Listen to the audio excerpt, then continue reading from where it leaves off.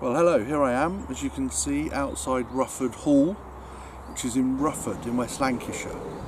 A beautiful building, historically the seat of the Earls of Derby, as you can see from the various crests that are in the cutaways.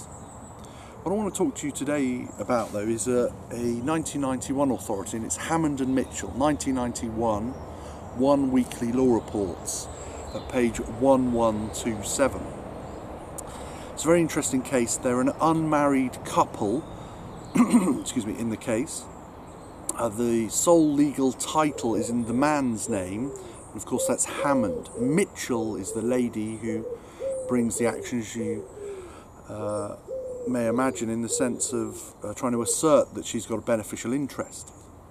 Briefly stated, the facts are this: there were two properties involved. One was a bungalow in Essex, which was the main substance, or the property that was the main substance of the claim. Then there was a property in Spain as well, and that was because of the business interests of the man, of Hammond,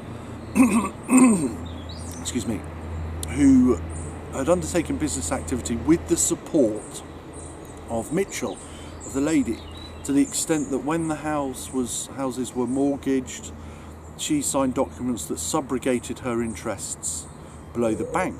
Therefore, there's a tacit admission there, of course, that she does have an interest if she's subrogating it.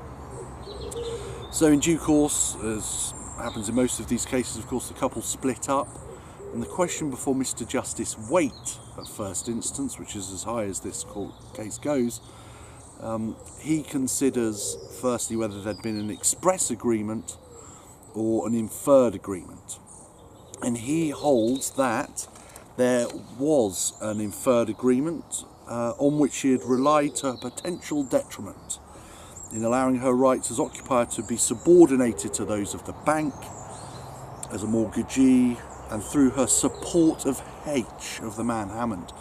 And that's because what she'd done, in essence, is supported him as an unpaid business associate, a secretary, a PA, an assistant, which was sufficient to give her a 1/2 interest in the house. I should say also, in addition to the unpaid assistant role that she played, there was also her role as the mother. So that's Hammond and Mitchell, 1991. I should say also she didn't have an interest in the Spanish property. It was only constructive trust over an interest in the Essex bungalow. Well, from a much earlier construction than a bungalow here in Latham, I'd like to say goodbye. So, goodbye.